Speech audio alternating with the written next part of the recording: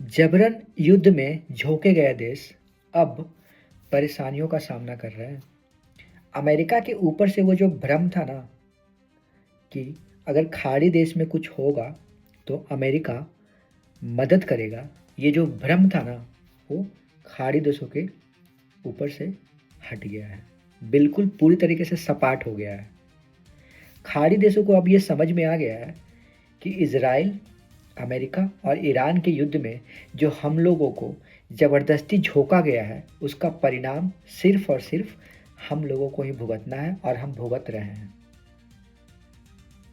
जैसे सऊदी अरब, Qatar, UAE जैसे देश और भी बहुत सारे देश हैं जो अमेरिका को मदद करना चाहते हैं या अमेरिका को मदद कर रहे थे।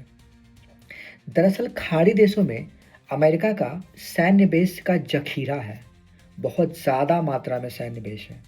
इसके बावजूद भी अमेरिका मदद नहीं कर पा रहा है। इससे आप अंदाज़ा लगा सकते हो अमेरिका की मानसिकता कैसी है। आपने अमेरिका के भरोसे युद्ध में कूदने का या अमेरिका को सपोर्ट करने का जो सपना देखा था, उस सपने को ईरान ने चकनाचूर कर दिया। ईरान आज तबाह है, ईरान आज बर्बाद है, उसके बावजूद भी उसने खाड़ी देशों को तबाह करके रखा है।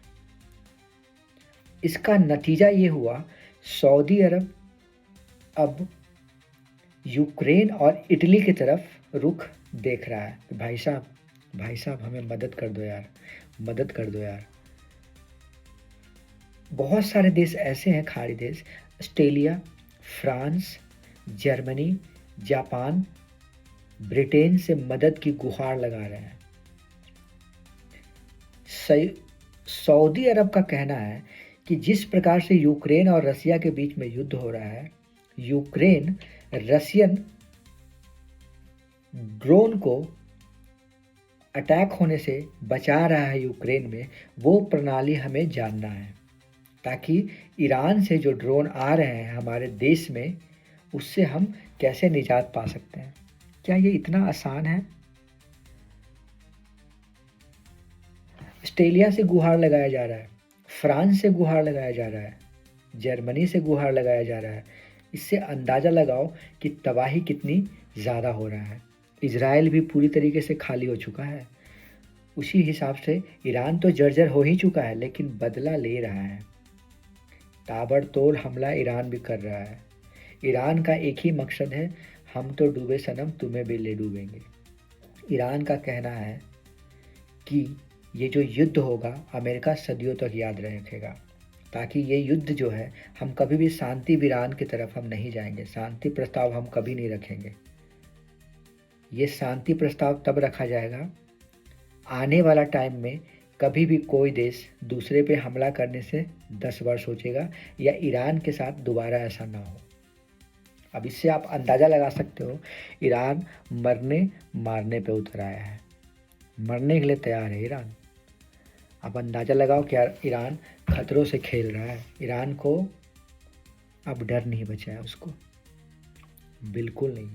हालांकि अमेरिका अपनी बहवाई लूटने से पीछे नहीं हट रहा है। अमेरिका का कहना है कि हमने जो टारगेट सेट किया था ईरान में, वो टारगेट पूरा हो गया है।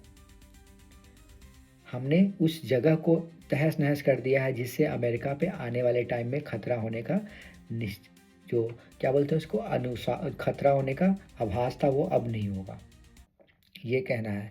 अमेरिका मीडिया से भी परेशान है, अमेरिकन मीडिया से। उनको क्योंकि जो चाह रहे हैं डोनाल्ड ट्रंप वो नहीं दिखा रही है मीडिया, तो अमेरिका राष्ट्रपति भड़के हुए हैं। उनका कहना है अमेरिका मीडिया अच्छी चीज़ें नहीं दिखा रही है जो सरकार चाहती है। अंदाज़ा लगाओ क्या हाल है। हम अंदाज़ा इस बात से लगा रहे हैं कि सऊदी अरब को पाकिस्तान से उम्मीद है मदद करने की। पाकिस्तान खुद अफ़गानिस्तान के साथ फंसा हुआ है, पाकिस्तान कैसे मदद करेगा। हालांकि पाकिस्तान ने क्लियर नहीं किया है, पाकिस्तान का ये कहना है कि हम मदद करेंगे, बट अपनी सेना नहीं भेज रहा है पाकिस्तान, अपनी सेना अभी तक नहीं भेजा है।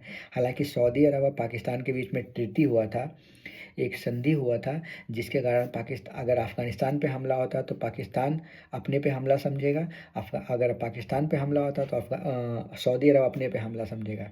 लेकिन इसके बावजूद भी पाकिस्तान सिर्फ मशवरा दे रहा है, जिसके कारण सऊदी अरब थोड़ा-सा गुस्सा भी है पाकिस्तान से। बट आने वाले वक़्त में क्या होगा वो तो रब रखा। बट खाड़ी देशों में जो वो भ्रम था, वो ख़त्म हो गया बिल्कुल।